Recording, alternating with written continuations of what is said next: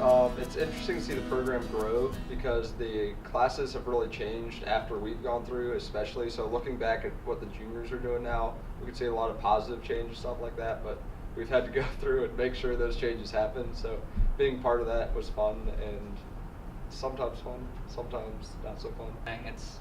It's good to talk to the younger classes, see what's changed and how they view the program now, based on what the changes made from our class and how the faculty adapted and the classes changed and the structure of the program has gone in, I'm sure, a different way than they anticipated when it started.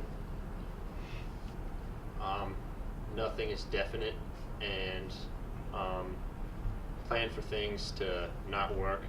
Yeah.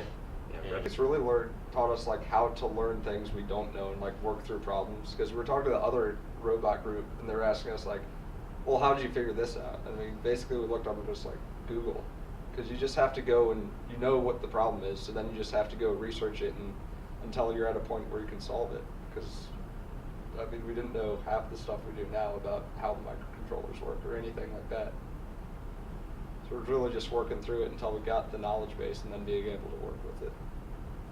A lot of other times it was just trial and error. Just try something, see if it works. If it doesn't, see why it didn't work, and look for the right way. Yeah, we have a bag of broken parts to add to that too. Yeah, including a fried microcontroller. It's true, you know, you're not gonna, or whatever you end up doing, projects aren't gonna be as defined and, you know, concrete as the ones assigned in school. You know, problems are way more open-ended. There's different ways to go about solving them. So, in that way, it's really helped prepare us.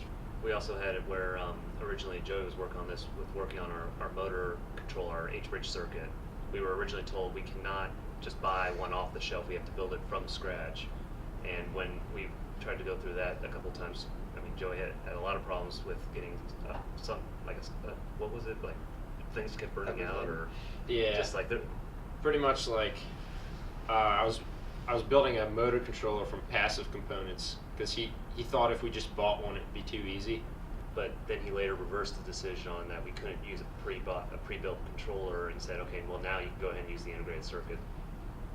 But we learned a lot more just from trying to build the thing than we would have if we had just plugged it in and gone with that. He was a lot more lax about letting us buy stuff after that too. If we could explain like, this is really complicated, it would take us this long to do if we did it in-house.